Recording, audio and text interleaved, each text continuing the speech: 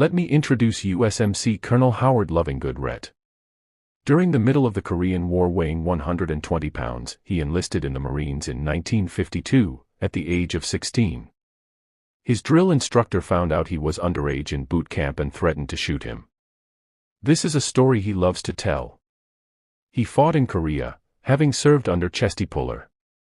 He fought in Vietnam. After attaining the rank of gunnery sergeant, he was given I&I orders to Washington, D.C.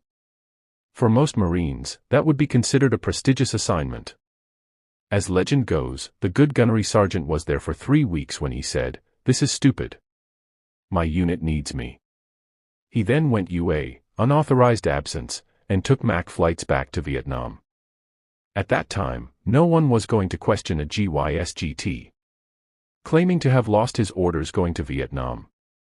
He transitioned to another unit in Vietnam when his rotated back to the U.S. months went by before the I&I staff in D.C. discovered where he was. By that time, he was a master sergeant. With nearly 20 years in service at the age of 35, and a legitimate war hero, the Marine Corps Command sentenced him to the worst punishment they could imagine. They promoted him to second lieutenant. He was now in his mid-40s with butter on his collars. He returned to Vietnam as an officer.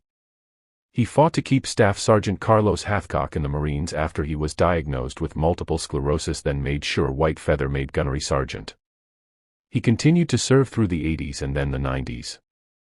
In early 1997, he had the watch pound on his hatchet 0430 and yell at the top of his lungs, "Wake up, sir. There's a war to be fought." And woe be to the lance corporal who failed to follow those simple instructions.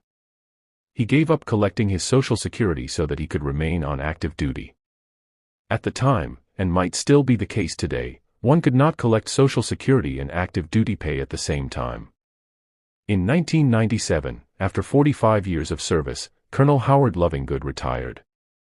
He continued his service to country long after retirement and received 2 Legion of Merit awards for his contribution to the community. He served longer than twice the time of most lifers.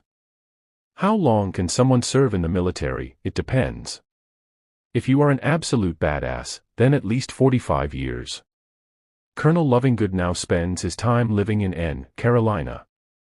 His unit still needs him.